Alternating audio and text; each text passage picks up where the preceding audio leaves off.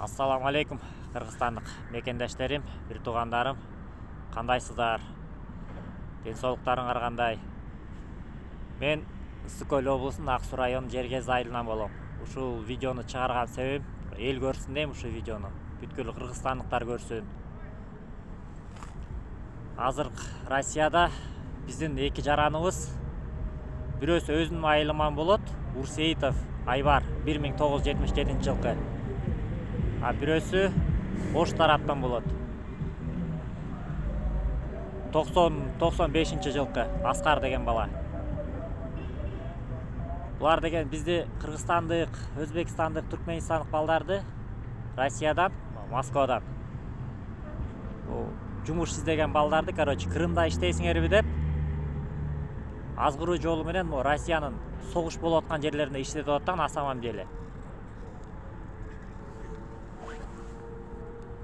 Аларга алдап күнүнө 5000 дейин, айына 150 000 иштейсиңер деп, алдап Крымда иштейсиңер, стройка кылабыз, тиги кылабыз, акча жакшы чыгат, жакшы табасыңар деп, аларды ошентип алдап Луганский, анан Донецкий облуска апарат. Луганский облусунун Новопавловка деген жерине алып барат. Анан Донецкий облустун Шахтерск деген жерине алып барат. Ал жерде военный база, военный полигон, казармалар салынат. Туугандар, ошентип алданып калбаңыздар. Ошо себептен бул видеону чыгарып атам, эл көрсүн. Бул экөөну ойлойм, бул экөө жазага тартылыш керек да. Менин видеом новостилерге чейин чыкса жакшы болмок. Мен бул видеодо YouTube'да өзүмдүн номеримди калтырып кетем. Эси керек болсо, ошол аферист адамдын номерин да берем, жазсаңыздар. Бул Айбар деген мошенник, Урсеитов Айбар. Караңыздарчы, Уру Сеитов эле деп койсо болмок экен да ошого. Бул көптөгөн адамдарды алдаган экен буга чейин. Канча деген адамдарга миллион акча карыз экен.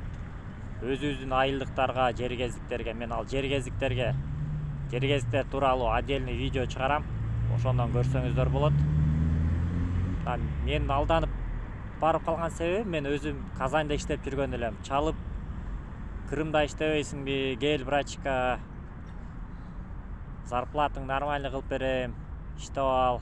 Анан мен ойлонуп көрүп, мартта уже ушунда мен үйлөнүшүм керек эле да. Мен ошондо ноябрдын 21-inde ладно, хорошо, Айбарова иштеп көрөйүн деп барган элем. Анан Шахтерскко кел деди, Крымга анан кийинирээк барабыз деп. Анан хорошо дедим, бардым.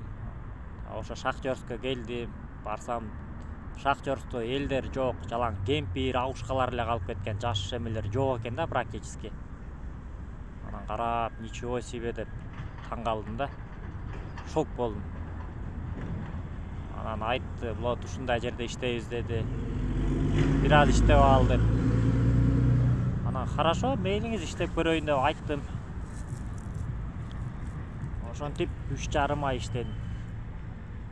Кирди акча алган жокмун. Акчаны учунда көргөн жокмун. Тамак аш эле берилип атты бизге. Кыргызстандык балдарга, өзбекстандыктарга, түркмөнстандыктарга эч ким акчасын алган жок. Ошо Луганский, Донецкий облуста жардыруулар аябай көп болот экен. Мына кече жакында эле мен видео чыгаргам. Мен Новопавловканы тарткам. Короче, кыргызстандык мекендештерим, ушул адам соттолсун, камалсын. Эки адам, Аскар менен Айбар, жазасын тартышсын.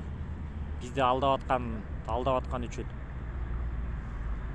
Ошого кандай карайсыздар? Эмне кылсак болот? Буларды кандай жазалаш керек? Мен экөөнүн тең номери бар, эси сиздерге керек болсо берем. Сурасаңыздар. Мына мен кече эле Луганский облустан Ростовко жолго акча табып келдим. Үйдөгүлөр менен ушу 3,5 айда, 2 ай болду үйдөгүлөр менен сүйлөшпөгөнүмө.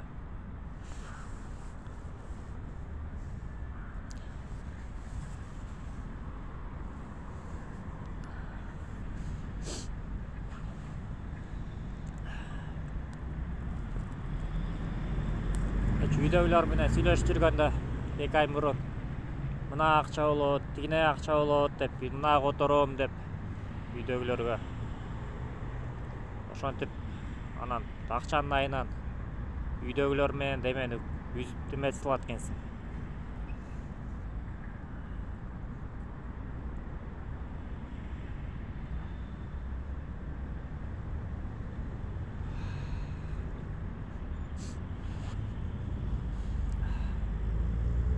Ошондой Кыргызстандык мекендештерим ушул Уру Сейитов Айбар анан Аскар дегенди Москвадан угуп калсаңар, ошо экөөнү алданбагыла. Менде доказательстволор көп. Донецкий областын Шахтерск деген жерлерин көп жерлерин тарттым, жарылууларды тарттым. Ошо видеолорду полный чыгарам.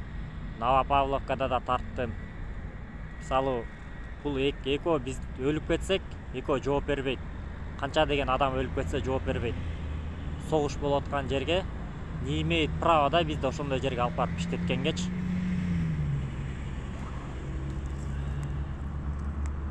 Ойлойм ошо экөө жазасын көрсүн.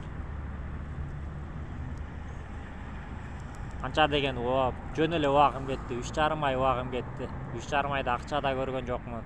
Обидно болот экен да мындай кыскасы. Мен дагы видео чыгарам, эртең бүрсүгүн буюрса. Ушул жергездиктерге канча деген миллион акча карыз, ошо кимге карыз, полный видеону чыгарам, айтып берем видеодо. Эл көрсүн, жергездиктер көрсүн. Ошон мошенниктердин ата энеси көрсүн. Россияда эмне кылып жүргөндөрүн.